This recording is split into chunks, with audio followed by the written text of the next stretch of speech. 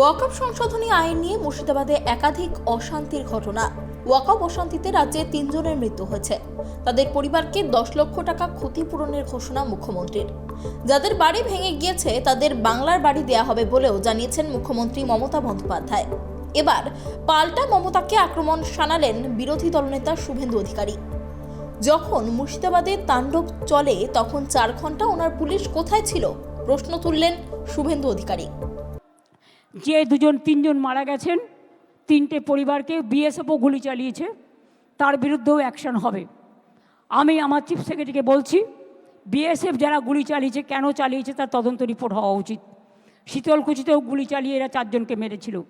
আমি বলবো যারা মারা গিয়েছে, আমি কোনো সম্প্রদায় হিসেবে দেখি না, মানুষ হিসেবে দেখি, তাদের প্রত্যেককে আমাদের সরকার 10 লাখ টাকা করে পরিবারকে সাহায্য করবে।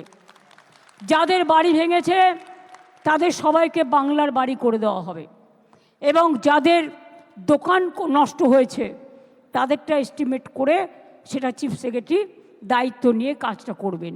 11 তারিখ যখন ধুলিয়ানে এবং শামসেরগঞ্জে এই তাণ্ডব চলে, 4 ঘন্টা ওনার পুলিশ কোথায় ছিল?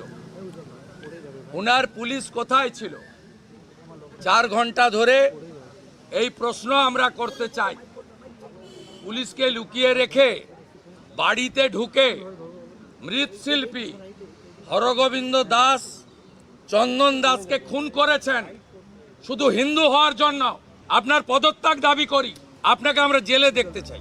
শুভেন্দুর অভিযোগ এই অশান্তি পরিকল্পিত, উদ্দেশ্য মুসলিম ভোটে প্রভাব ফেলা। তার বক্তব্য, গত বিধানসভায় মুসলিমদের বড় অংশ কংগ্রেসকে ভোট দিয়েছিল, তাই এবার সাম্প্রদায়িকতা উস্কে এই কাজ করানো হয়েছে। শুধু তাই নয়, বিএসএফ এর বিরুদ্ধে যে অভিযোগ তুলেছেন মমতা বন্দ্যোপাধ্যায় তা নিয়েও মমতাকে আক্রমণ শানিয়েছেন শুভেন্দু অধিকারী। বললেন বিএসএফ এর পা ধরে নিয়ে যাওয়া হয়েছে কারণ পুলিশ लुकिए।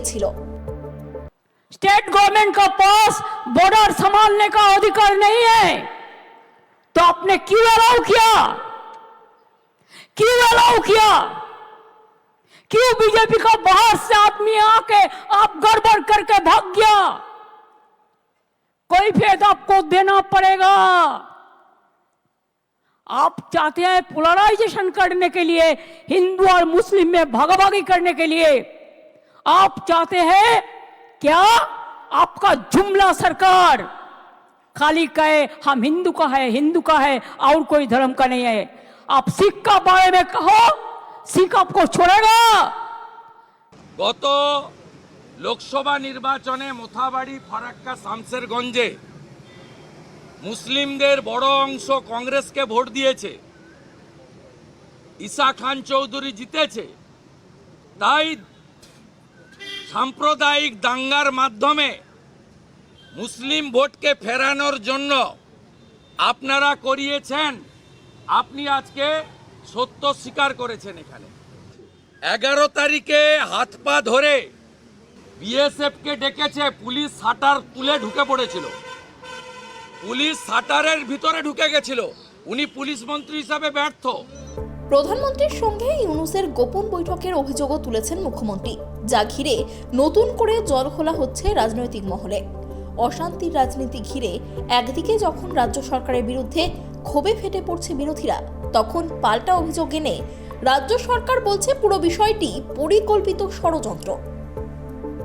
ক্যামেরায় সূর্য শঙ্কর অধিকারীর সঙ্গে ত্রয়ন চক্রবর্তীর রিপোর্ট, ট্রাইব টিভি বাংলা।